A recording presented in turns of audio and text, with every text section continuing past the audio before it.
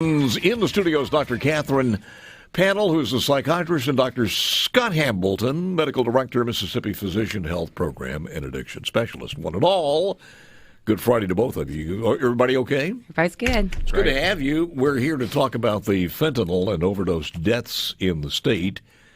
And Dr. Pannel, they have been rising, and specifically in certain areas, and I hate to say it, also in the university towns. Right. We're definitely seeing a rise in Oxford, Mississippi. I think the last time I checked with the law enforcement agency, I think we are now at 11 overdose deaths. Since the beginning of the year. Right, since January, and I think about 6 attempts that have lived, so 17 total related to fentanyl. And we can go back to fentanyl as the cause. Right. Those are all related to fentanyl. Were they laced with something? Do we know if these folks, where they got it? Is there any common thread to this? Yeah, we're seeing it in the younger population, and typically it's in pills that are made in presses that make the pills look to be exactly like any other pill, but they are being laced with fentanyl because... What are the pills for? The pills of Xanax or something? Yeah, they're usually like Xanax or other opioids, and they look just like it, but drug manufacturers they're using fentanyl so they don't have to use as much as the drug because it's so powerful. And these youth are using them thinking that they're using the same amount of the drug that they think they're taking and overdosing and dying. Or do we know where these are coming from? Have any idea? Right. Right now they're coming from overseas, usually China, Mexico, and over the dark net. So, Dr. Scott, are they getting these on the through the mail for the most part? Some people do, and also they buy it from drug dealers. So there's somebody's getting a big supply of them, and they're just dealing them. That's correct. Have we had any arrest on that as far as dealers are concerned? Not that I'm aware of. It is one of the hardest things because of the dark net. It's one of the hardest things to trace. You cannot trace. Law enforcement's having difficulty even tracing it. So what do we do about this? Well, so that's where the state legislature, thankfully, has begun having conversations. There was a hearing early last week. Representatives Bain and Yancey held the hearing. They're very motivated to do something because it's become such a big problem in the state. But again, it's difficult to figure out, state law because this has become more of a overseas issue. Yeah. Well, the thing about it is this, and first of all, how do you explain fentanyl to somebody? So what is it? What kind of chemical is it? Where does it come from? Well, it's a synthetic opiate, and it's about 50 times as potent as heroin. 50 times? 100 times as potent as morphine. And what's really alarming is we're starting to see carfentanil, which is another synthetic opioid. All right, do that again. How's that spelled? With a K or a C? C. C-A-R? Fentanyl. Carfentanil. 10,000 times as potent as morphine. They use it as an elephant tranquilizer. Get out of here. What does the CAR stand for? Is it a chemical? It's a derivative. Is it a of derivative? Fentanyl. So it's actually called and that's one word. Yes. Carfentanil, and it's how many times more powerful? 10,000. But people don't become addicted to it. Yeah. Well, they don't have a chance because they'll die. Exactly. Jeez. Most of these people, they don't know that the fentanyl is in there. No, they're buying what they think are their usual pills, and they've been laced. Yeah, and please, and I'm glad I am a novice at this. What's the plus side of taking the Xanax? Well, Xanax, it is very addictive, but you start off, it can be used short term for anxiety, but it can also give you a high if taken it, in amounts more than prescribed. So it will give you a high. Yeah. And I'm sure a lot of times that's used with alcohol. Correct. And it's usually mixed with opioids, and that's why it's so dangerous and deadly in overdose. But they got to know these. These folks have got to know that it's a shot. It's a gamble. They have no idea what's in that pill. Right, and I don't know that the public is very aware of what's really going on right now with fentanyl, so I do think that's a really great place where we can start in our state is really promote and educate what's going on. Is it as bad in, let's say, Mississippi State or at the University of Southern Mississippi there? I think it's bad all over Mississippi, but I think right now we're seeing the worst of it in Oxford. Is that maybe because it's so close to Memphis and some of that may be coming out of Memphis? I think there's many reasons. I think you're right. I think the availability is increasing in Oxford, but I think there's also more sources to get it as well. Dr. Scott, is this one of the things where Caucasian Americans probably are using it more than African Americans? Yes. In fact, if you look at opioid use in the 60s, typically you'd see young inner city minority males who are using opiates and addicted, and their first drug of exposure was heroin. Then in the 2000s, that shifted to middle-aged, Caucasian, male equal to female, living in suburban areas. And their first exposure was to prescription drugs. Yeah. And now we're seeing the shift back with the same demographics, except the first exposure is heroin. Is when we hear that it only takes a few grains, are we off on that one, or is it actually just a few grains? It doesn't even take a few grains. It can take 1 grain. I mean, it just takes a tiny amount. And again, watching some of the bust of these things, they come in pounds and pounds and pounds, and I know that they're selling this stuff for an ungodly amount of money. Most of it coming out of China. China and Mexico. And Mexico. Mm-hmm. So at this particular time, we have a terrible problem. I saw a news bleep earlier this morning that there was quite a few immigrants, illegals, who had been airlifted to the Memphis area. So we don't know what's coming through. And on the border right now, they said they're just passing through, and they have no idea as far as who the cartel are actually as coyotes moving them through. So this is going to get worse before it gets better. Unfortunately, I think you're right. What do we need to do as far as laws are concerned, either one of you? Well, I think there's 2 things we can do. The first is continue our trend of prescribing less opiates. And is that happening now? Yes. Because we have the awareness, and we've been talking about that. My understanding was, prior to the pandemic, that we were on the downswing.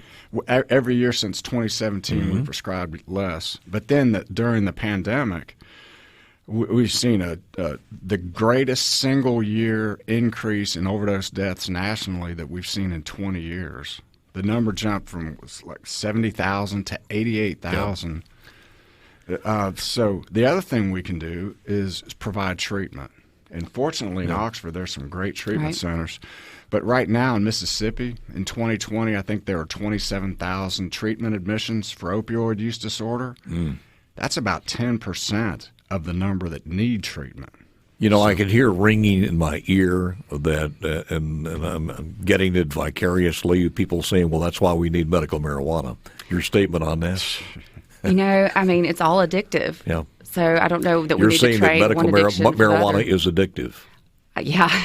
As a psychiatrist, It is you're saying addictive. that marijuana is addictive. Yes, it is addictive. How come we're still having this argument? I mean, I don't think the argument's going to go away until something is passed in Mississippi that's palatable. I'll tell you, simply it's industry influence.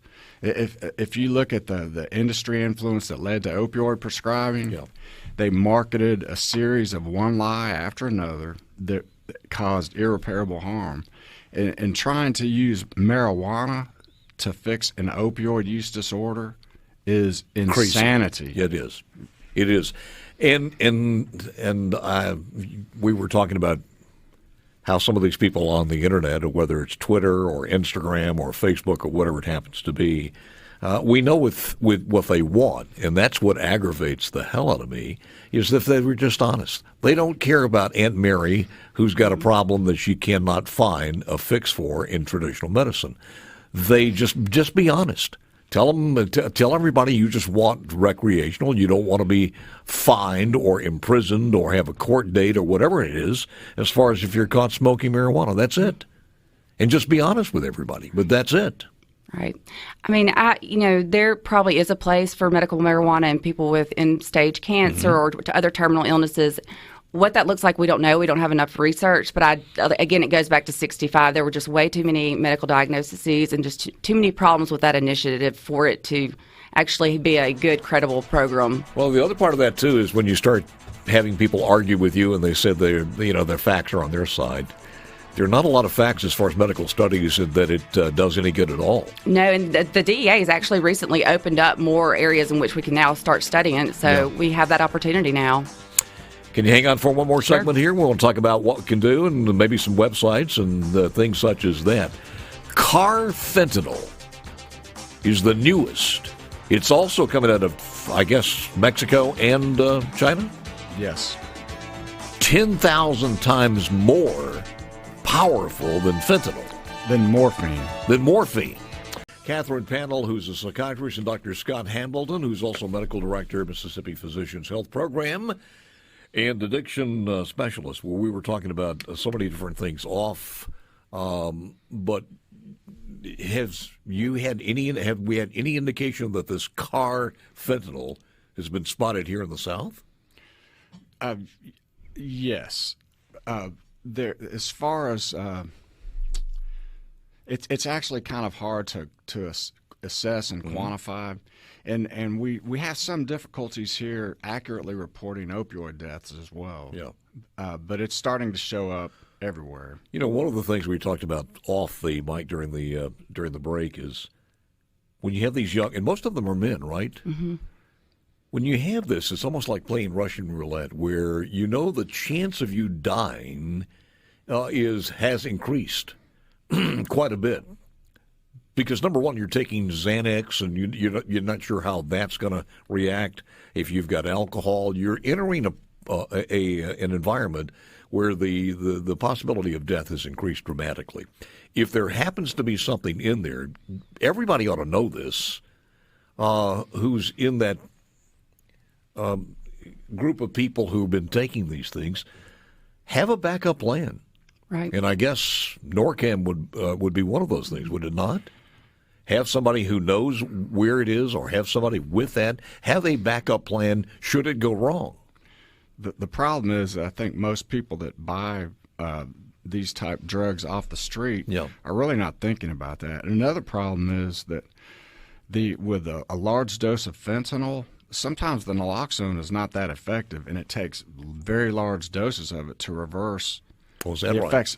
And so you almost have to intubate a person right away, or they'll die. And I guess if God forbid it's the car version, then so long. Game over. How do you know that you've? This is a stupid question, but how do you know that you've gotten some fentanyl? Will you ever know that? I mean, can you tell that if you were a user of Xanax, let's say, and you get the idea, the indication, maybe there's something in here that's extraneous? Sure. Would the effects are going to be much larger, and then you're going to pretty quickly have a lot more problems breathing, because it does affect the respiratory drive. Yeah. It'll go like this. Wow, this is really powerful. And next thing you know, you're unconscious. That's how. There's really not even enough time to take naloxone. Mm-hmm. Well, we're talking about with the fentanyl itself. Yes. What's your game plan for 2022 as far as the legislative session? Well, it was really interesting. I was glad I got to be a part of those hearings. There were several, suggestions, ideas thrown out, and I think one of the things that everybody could agree on is we need more education. Mm-hmm. I think Representative Owens is looking at maybe making mental health, substance abuse education a part of the curriculum in all the schools in Mississippi. I think, because this is coming from out of our country, so it's really hard to put laws into effect to prevent that. But it all starts with education and prevention. If we educate these people. Is there any established curriculum right now? No. There's not like a uniform. How soon do you think we need to be teaching that? I mean, I think in high school I think their minds would be mature enough to understand and really understand the gravity of it. Here's what it is. Here's what it does to you. Here's how it can be contaminated. Here's where it's coming from, and finally, here what the results are. Right. We should be doing that a long time ago. I agree. They also tossed around, holding drug dealers more accountable, regulating these pill presses. Lots of good ideas. And then I know from a mental health standpoint, and Dr. Hambleton can tell you too, that people are, we need more access to care. We need more substance abuse treatment facilities and help these people that want detox. Right now, there's several, private insurance companies that are not even covering detox, so they can go into treatment, but they have to detox first on their own, and they have to detox first, right? Or they have to pay out of pocket, which is astronomical, and they just can't do it. Speaking of which, did we drop the ball as far as telemedicine? Yeah, I think that there's a lot of parity issues that are of concern right now. Telemedicine is one of them, and I think mental health parity is huge. I would think, Dr. Hambleton, that if you have the chance to call, and sometimes they probably do that before anything else. Yes. So telemedicine would have been tremendously important, or is tremendously important. It's an access issue. Yeah. And it's an effective way to access health care. Where are we short as far as treatment centers? When you say that we need more treatment centers, is it all over the state or in just certain areas? Well, we could use more facilities all over the state. Mental health is underserved in every area, but especially in substance abuse. So, I mean, more centers across the state, and as I said, just more, access and making it easier for these people to seek care. It has to be one of the greatest amount of frustrations for doctors, certainly as a psychiatrist, but all medical doctors, in some of the disinformation during this entire medical marijuana narrative. Very frustrating. And using the opioid prescribing example, there are thousands and thousands of doctors who still believe that prescribing opioids for chronic non-cancer pain is legitimate. And we're starting to go through the same thing with medical marijuana. We've been through it over and over. Tobacco in the 50s, up to the 50s, and it's a one series of marketing campaigns after another. Well, and the other thing too is when the people on the other side with the other voice have no money, and the industry has so much, it's a one-sided game. Right. Final thoughts from Dr. Katherine Pannel. I mean, as a psychiatrist, I just think overall in Mississippi we need more access to care, substance abuse, and mental health. So, there's got to be a curriculum written somewhere. It shouldn't be that hard to put together I think and teach these kids. Some schools do it on their own, but there's nothing uniform or mandate in all of these schools, and I think that's just a really easy, inexpensive way to really get ahead of the game. Is there some group that could put that together? I mean, you guys could put that together. I'm sure. MSMA, the Mississippi Psychiatric Association, the Department of Mental Health. I mean, there's abundant organizations that could come together and get this started quickly. Yeah, we talk about all of the different courses that are taught in schools, and some of them could be backed up a little bit because this one's keeping them alive. Right. It's amazing. Final thoughts, Doc? I agree. We need education and access to treatment. That's it. That was simple enough.